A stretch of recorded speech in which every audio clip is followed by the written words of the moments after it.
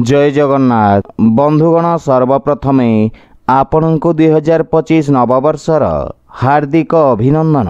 एही नववर्षटी आपणक पई मंगलमय हेउ। आजिर भिडियो रे आमे जानिबा 2025 वर्षटी कर्कट राशिर व्यक्ति मानक पई किपरि कटिब से विषय सेथि पई भिडियो को शेष पर्यंत देखंतु ओ जेउ माने आम चैनल को नुआ करि आछंती तळे थिवा लाल रंगर सब्सक्राइब बटन को दबाई आम चैनल को सब्सक्राइब करंतु ओ पाखरे थिवा घंटी बटन को दबाई ऑल रे सिलेक्ट करंतु काहेकि ना आमे अपलोड करिथिवा प्रत्येक वीडियो रो नोटिफिकेशन आपण सर्वप्रथमे पाई परिबे। बंधुगण कर्कट राशि व्यक्तिंक पई 2025 वर्षटी कैरियर दृष्टि आपण को सकारात्मक परिणाम प्रदान करिबा। चाकरी क्षेत्र में जड़ित व्यक्ति को मार्च मास परे नुआ चाकरी प्राप्तिर अवसर मिलिबा, किंतु वर्षर प्रारंभ समय रे चाकरी क्षेत्र में स्थानांतरणर संभावना रहिछि। अवश्य एही स्थानांतरण आपण को आर्थिक लाभ प्रदान करिबा। कार्यस्थल रे वरिष्ठ अधिकारी और सहकर्मी सहयोग प्राप्ति हेबा एवं कार्यस्थल रे आपणक मान सम्मान वृद्धि पाइब। व्यवसाय रे जड़ित व्यक्तिंक पई वर्षर प्रथमार्ध समय सामान्य दुर्बल रहिबा तथा आपणको कानूनी रूप से सावधानता बजाय रखिबार आवश्यकता रहिछि। मार्च मास परे व्यवसाय संबंधित यात्रा लाभदायक सिद्ध हेबा एवं व्यवसायर प्रगति हेबा सहित आपण उत्तम लाभ प्राप्त करिबारे सक्षम हेबे। सेहीपरि शिक्षा दृष्टि कर्कट राशिर विद्यार्थी छात्र छात्री मानक पई 2025 वर्षर प्रारंभ समय उत्तम अनुकूल रहिबो, काहेकि ना पंचम भाव रे बुध ग्रह विराजमान रहिबे एवं मई पर्यंत देवगुरु बृहस्पति एकादश भाव रे विराजित रही पंचम भाव को पूर्ण दृष्टि रखिबे, जहा फल रे आपणक बुद्धि आहुरी प्रखर हेबो। आपणक भितरे सहज ज्ञानर वृद्धि घटिब एवं नूतन ज्ञान प्राप्तिर इच्छा जाग्रत हेबा सहित पाठ पढ़ारे आपण अधिक रुचि रखिबे। विशेष करी आध्यात्मिक ज्ञान प्राप्तिर जोग रहिछि, जहा फल रे आपणको अधिक परिपक्वता मिलिब। प्रतियोगी परीक्षा पई वर्षर प्रारंभ समय उत्तम अनुकूल रहिब। 2025 मई परे देवगुरु बृहस्पति आपणक द्वादश भाव को गोचर करिबे, जहा फल रे विदेश रे शिक्षा अध्ययन इच्छा पूर्ण हेब। आपण को विदेश रे शिक्षा अध्ययन करिबार अवसर मिलिब। बंधुगण आर्थिक स्थिति दृष्टि 2025 वर्षटी उत्तम अनुकूल रहिबार संभावना रहिछि, किंतु किछि क्षेत्र रे आपण को सावधान रहिबार मध्य आवश्यकता रहिछि। वर्षर प्रारंभ रे देवगुरु बृहस्पति आपणक एकादश भाव रे विराजित रहिबे एवं राहु नवम भाव रे विराजित रहिबे तथा यही दुई ग्रहक स्थिति आपण को आर्थिक क्षेत्र रे वृद्धि करिबे।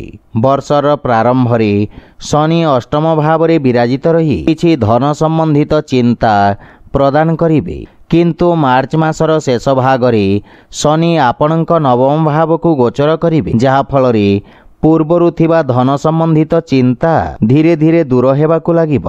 आपण को कोनोसी पक्षरु अप्रत्याशित धन प्राप्तिर जोग रहिछि तथा कोनोसी प्रकार गुप्त धन प्राप्तिर संभावना रहिछि। एहा व्यतीत आर्थिक संबंधित सुखद समाचार प्राप्ति हेब।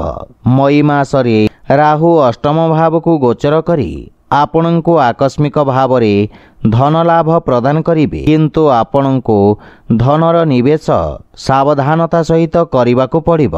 प्रेम जीवन दृष्टि 2025 वर्षर प्रारंभ समय उत्तम अनुकूल रहिब। बुध ग्रह पंचम भाव रे विराजित रहिबे एवं देवगुरु बृहस्पतिंक दृष्टि आपणक प्रेम संबंध को मजबूत करिब। प्रेमींक सहित पारस्परिक सामंजस्य मजबूत हेब तथा आपण प्रेम संबंध को अधिक मजबूत करिबे, किंतु जून रु जुलाई मध्य रे मंगलंक दृष्टि पंचम भाव रे रहिब, जहा फल रे ही अवधि रे आपण को निज वाणी और क्रोध रे नियंत्रण बजाय रखिबार आवश्यकता रहिछि। एहा परे आपणक प्रेम जीवन उत्तम भाव रे आगकु बढ़िब। विशेष करी अक्टोबर रु डिसेम्बर पर्यंतर समय रे देवगुरु बृहस्पति पंचम और सप्तम भाव को दृष्टि रखिबे, जहाँ फल प्रेम विवाहर मध्य जोग रही तथा यह समय आपणक प्रेम जीवन को पुष्पित करिबा। सेहीपरि वैवाहिक जीवन दृष्टि 2025 वर्षर प्रारंभ समय सामान्य संघर्षपूर्ण रहिबा। वर्षर प्रारंभ रे मंगल आपणक राशि रे विराजित रही सप्तम भाव को दृष्टि रखिबे, जहाँ फल वैवाहिक संबंध रे तिक्तता और वाद विवादर स्थिति उत्पन्न हेबा। जीवन साथी सहित मतभेद देखा मिलिबा, सेथिपई आपणको विशेष सावधान रहिबार आवश्यकता रही।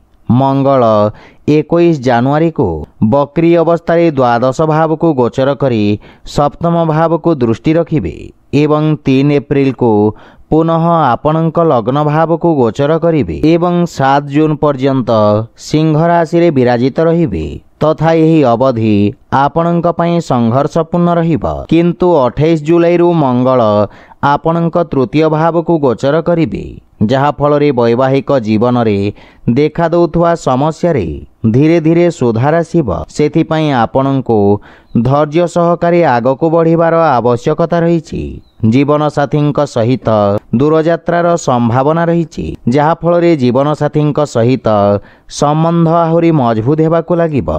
अक्टोबर रु डिसेम्बर मध्य देवगुरु बृहस्पति आपणक राशि रे विराजित रही पंचम सप्तम और नवम भाव को दृष्टि रखिबे, जहाँ फल संतान सुख प्राप्ति हेबा एवं वैवाहिक जीवन रे प्रेम भाव वृद्धि पाइबा। सेहीपरि पारिवारिक जीवन दृष्टि वर्षर प्रथमार्ध समय सामान्य कष्टदायक सिद्ध हेबा, काहींकि ना आपणक लग्न भाव रे विराजित मंगलंक दृष्टि चतुर्थ भाव रे रहिबा। एहा व्यतीत द्वितीय भावर स्वामी सूर्य वर्षर प्रारंभ रे षष्ठ भाव रे विराजित रहिबे एवं शनिदेव शुक्रंक सहित अष्टम भाव रे विराजित रहिबे तथा ग्रहंक ही स्थिति पारिवारिक जीवन पई अनुकूल नुहे, सेथिपई सावधान रहिबार आवश्यकता रही। वर्षर प्रारंभ रे मातांको किछि स्वास्थ्यगत समस्या हैरान करिबा, जहाँ फल आपण अधिक चिंतित रहिबे, किंतु वर्षर मध्य भाग रे स्थिति रे धीरे धीरे सुधार आसिबाकु लागिबा एवं परिवार सदस्यंक मध्य रे सामंजस्य स्थापित हेबा एवं पारिवारिक जीवन रे एक संतुलन स्थापित हेबा। परिवार रे कौनसी प्रकार धार्मिक पूजा पाठ इत्यादि मध्य जोग रही। परिवार सदस्यंक मध्य रे सहयोग प्रेम भाव वृद्धि पाइबा। सेहीपरि स्वास्थ्य दृष्टि 2025 वर्षर प्रारंभ समय उच्च नीचर स्थिति रहिबा, काहींकि ना वर्षर प्रारंभ रे मंगल आपणक राशि रे विराजित रहिबे एवं शनि शुक्रंक सहित आपणक अष्टम भाव रे विराजित रहिबे, जहाँ फल स्वास्थ्य संबंधित समस्या आपणको चिंतित करिबा।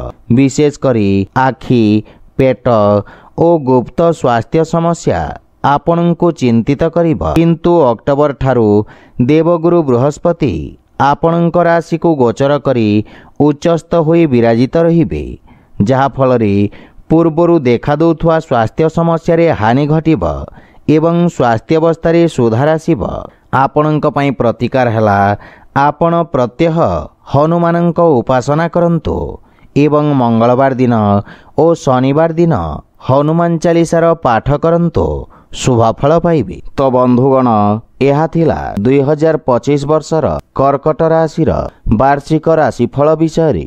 जदि भिडियोटी आपण मानकु भल लगी थाए लाइक शेयर और कमेंट करी जणांतु एवं आम चैनल को सब्सक्राइब करंतु। जय जगन्नाथ।